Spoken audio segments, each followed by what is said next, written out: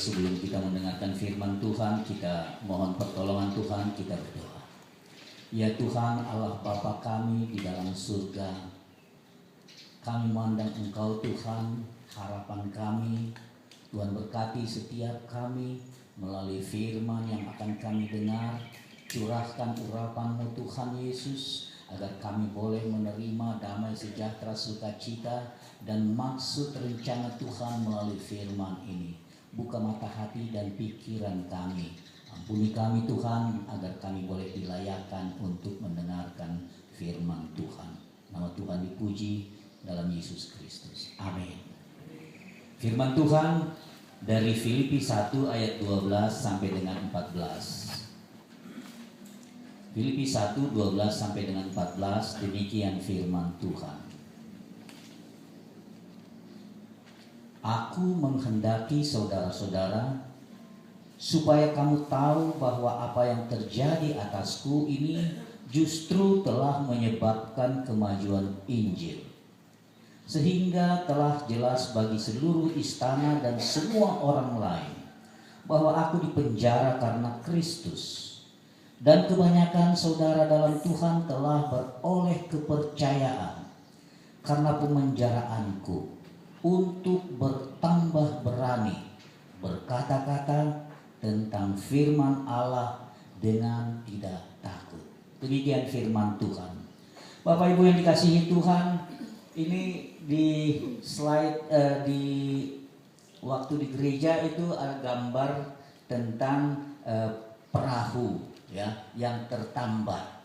Itu untuk ibadah kita ini digambarkan itu. Perahunya bergerak tetapi tidak bergerak, ya. Dia kan karena terikat, ya, bergerak oleh karena gelombang.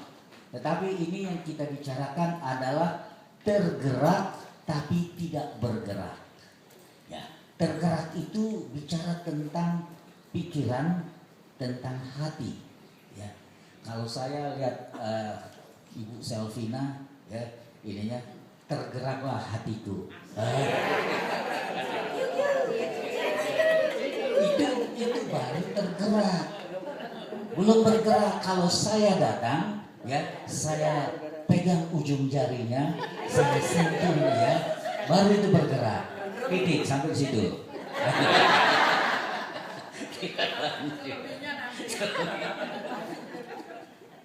Ya, jadi itu makna daripada bergerak tapi tidak bergerak. Jadi tergerak saja tidak cukup, ya, perlu gerakan, langkah. Ini yang kita bicara tentang firman ini. Jadi Paulus bicara menekankan tentang supaya kita tahu. Aku menghendaki supaya kamu tahu. Jadi selama ini jadi orang-orang tidak tahu. Jadi maunya supaya dia juga tahu. Kita semua supaya tahu. Tahu tentang apa? Ya, bahwa apa yang terjadi atasku, yang terjadi atas Paulus justru telah menyebabkan kemajuan Injil. Ya. Apa yang terjadi dengan Paulus? Paulus itu memberitakan Injil, kemudian dia dipenjara. Dan ini cerita tentang pemenjaraan. Itu yang perlu kita kenal. Dari Paulus dipenjara di Yerusalem, ingin dibunuh oleh para imam, ya. Tapi karena Paulus selain orang Yahudi, dia juga orang Romawi. Jadi orang Romawi tidak boleh dipukuli oleh orang Yahudi. Saya warga negara Romawi, ya. Sehingga dia dibawalah ke pemenjaraan itu kepada Kaisar di Kaisaria. Di sana dia sebelum saya dibawa, saya ingin bicara, ceritakan tentang pengalamannya bertemu dengan Tuhan Yesus. Di tengah perjalanan dia dibutakan melihat cahaya yang begitu besar, dan seterusnya, ya. Kemudian di Kaisaria dia naik banding sampai di Romawi, masih di dalam penjara. Artinya pengalaman-pengalaman itu walaupun dia di dalam penjara, tetapi dia tetap memberitakan Injil sehingga orang-orang di penjara pun tahu bahwa dia tidak bersalah, ya. Bahwa dia merasakan bahwa betapa kabar baik itu sampai sehingga meluas. Bukan cuma orang-orang di penjara, tetapi orang-orang istana, karena penjara itu berdekatan dengan istana, ya. Rajanya, ya, di situ pun tahu orang-orang di kerajaan itu. Jadi supaya kita tahu bagaimana. Dan di dalam penjara, walaupun dia terbatas, ya, tempatnya terbatas, dia tidak dirantai, tapi pikirannya, ya, tetap bebas. Di sanalah dia menulis surat-surat itu. Ada banyak surat-surat yang ditulisnya. Jadi kamu adalah surat, itu yang dikatakan itu, surat yang terbuka, dibaca oleh semua orang. Ini penekanan yang perlu kita hayati tentang gerakan-gerakan yang dilakukan oleh Paulus itu, walaupun terpenjara tetapi dia bergerak melakukan hal-hal yang dilakukan. Jadi banyak orang Kristen yang terinspirasi karena firman yang disampaikan oleh Paulus ini, tetapi tidak melangkah untuk bertindak. Di mana langkah yang Paulus inginkan? Ya, di dalam surat di Rasul Petrus katakan bahwa kamu adalah imamat yang rajani, ya, umat yang kepunyaan Allah sendiri, bangsa yang kudus, supaya kamu memberitakan perbuatan-perbuatan besar. Jadi legacy, ya, warisan orang-orang percaya itu bukan hanya sekedar diangkat menjadi rajawi, ya, orang yang kudus, umat kepunyaan Allah, tetapi ada tugas panggilan supaya kamu memberitakan perbuatan-perbuatan besar. Dan itulah yang dilakukan oleh Paulus. Ya, kita melihatnya, pikirannya bebas menjangkau siapa saja melalui surat-surat ini. Kesaksian daripada Paulus ini mendorong orang untuk, dikatakan di ayat 14, lebih berani, ya, di dalam memberitakan Injil. Jadi lebih berani, keberaniannya itu jadi tidak ada rasa takut, tidak ada kekhawatiran. Paulus menyatakan bahwa tidak ada yang menghalangi dalam pelayanan ini, walaupun dia ada di dalam ruang yang terbatas. Jadi tindakan Paulus ini menginspirasi orang percaya untuk memberitakan Injil tanpa takut. Tindakan kita pun begitu, sebagai surat terbuka, sekecil apapun memberikan dampak di dalam pekerjaan Tuhan untuk memberitakan. Nah, apa yang kita renungkan dari sini? Di dalam praktek sehari-hari, ya, ada peluang di dalam pelayanannya. Temukan peluang itu, ya, peluang itu. Saya baca ada bacaan harian Sorga Pos, mungkin ada sebagian yang lihat. Saya lihat indah, bagus ini kan. Kemudian saya kerjakanlah itu rekap dari mulai tanggal 1 Januari sampai dengan 30 Juni. Ya, saya rekap, kemudian saya compile, saya kirim jadikan e-book. Ya. Bu Rina tadi malam baru saya ingat kirimannya. Tapi sebelumnya ke tempat yang kami baru apa? Saya buat. Gitu. Jadi artinya itu yang cuma saya bisa. Saya nggak menulis. Kalaupun menulis, saya cuma ada di renungan di tiap bulan itu saya menulis untuk 2-3 hari. Kemudian itu juga menjadi saya compile, ya, dari teman-teman yang menulis di garis tugas. Saya kompilasi, kumpulkan, jadikan PDF, kemudian jadikan e-book di dalam online, bagikan kepada ratusan orang. Ya, Pak Edison ada terima juga kan? Nah, ya.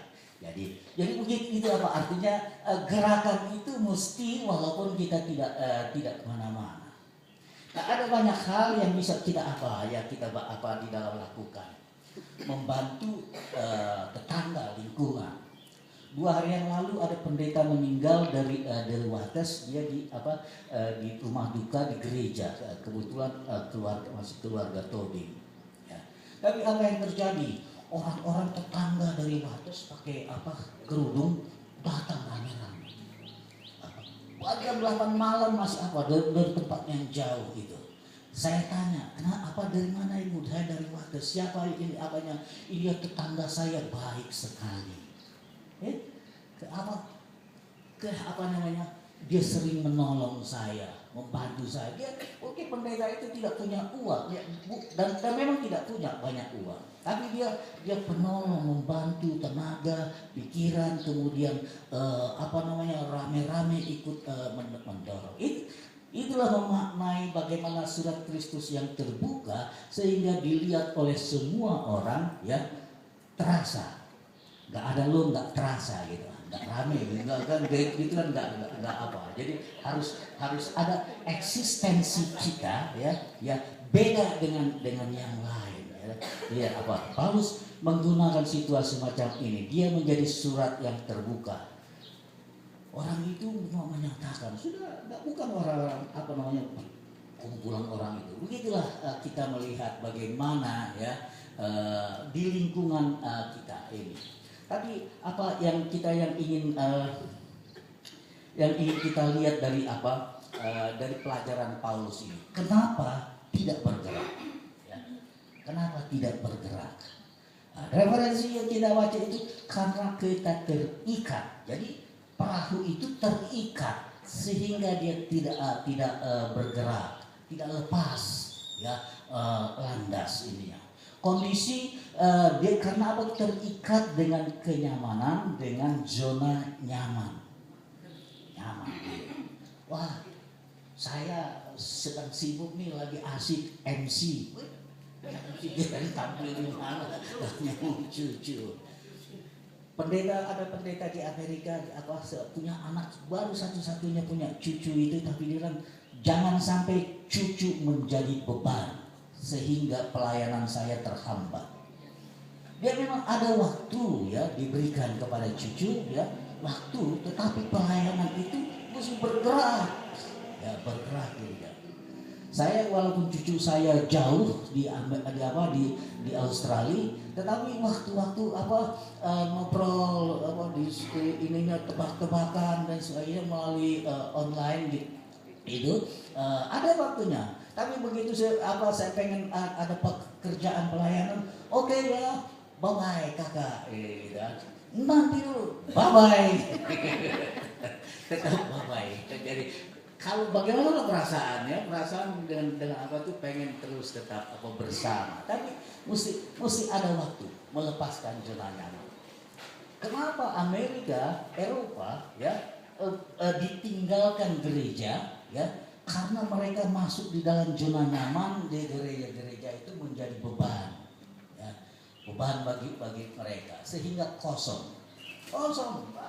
Gak ada 10% yang di tempat, apalagi orang muda hilang, ya, banyak yang tidak lebih baik enjoy healing Sabtu Minggu menikmati itu baru Sabtu Minggu, ya, baru Sabtu Minggu. Dan itulah kecenderungan manusia itu tetap berada di zona nyaman, takut atau enggan menghadapi perubahan. Dampak dari zona nyaman ini, ya, coba kita dengarkan.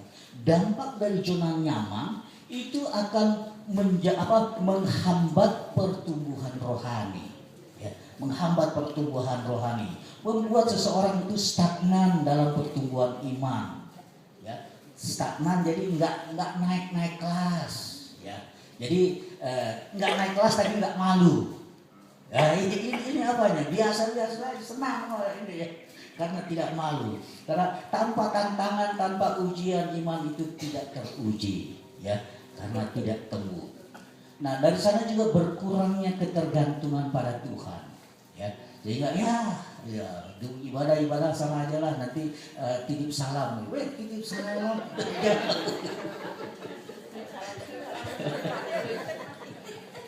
Ya. Begitu juga dengan zona nyaman itu, ya, dia akan menunda panggilan Tuhan. Ini penting, ya. Menunda panggilan Tuhan itu Artinya karena kesibukan, karena apa? Ntar dulu ya, nanti aja kita dengan tugas yang ke zona nyaman ini, sehingga kita terikat pada kenyamanan dan kita menunda, bahkan juga menolak. Kalau menunda masih mendingan, ya besok-besok masih jalan. Tapi kalau sudah menolak, ya, ada yang bersorak di sana, ya. Siapa yang bersorak? Iblis. Ya itu. Jadi senang kita disoraki. Wih, menang, kita menang. Bersama-sama. Jadi satu kompromi dengan iblis jadinya. Itu makna daripada tidak bergerak itu. Ya, kita berkompromi dengan iblis. Iblis bersorak karena kita tidak melakukan hal-hal yang apa. Nah, oleh karena itu kita perlu kenali, ya, apa zona nyaman di kita ini, ya, apanya.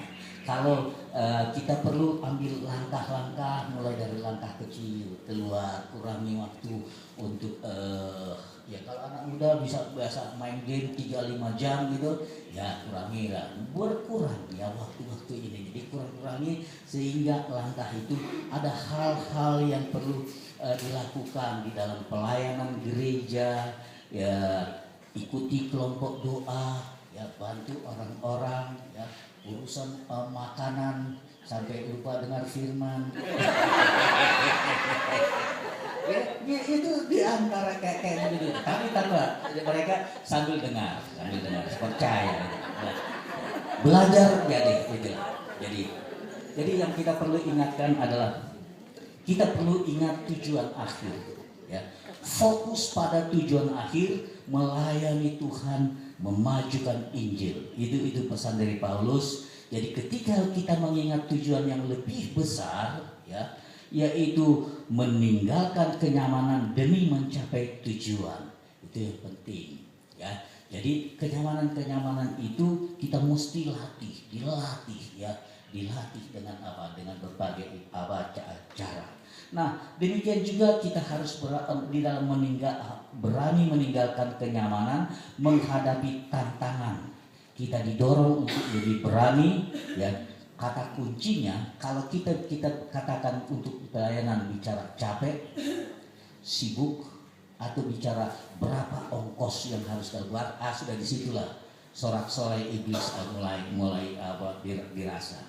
Iblis senang, ya, dengan pernyataan itu. Jadi baiklah kita semuanya mengerti, memahami, dan mengidentifikasi hambatan-hambatan itu, kita melayani Tuhan sekaligus bergerak di dalam pelayanan.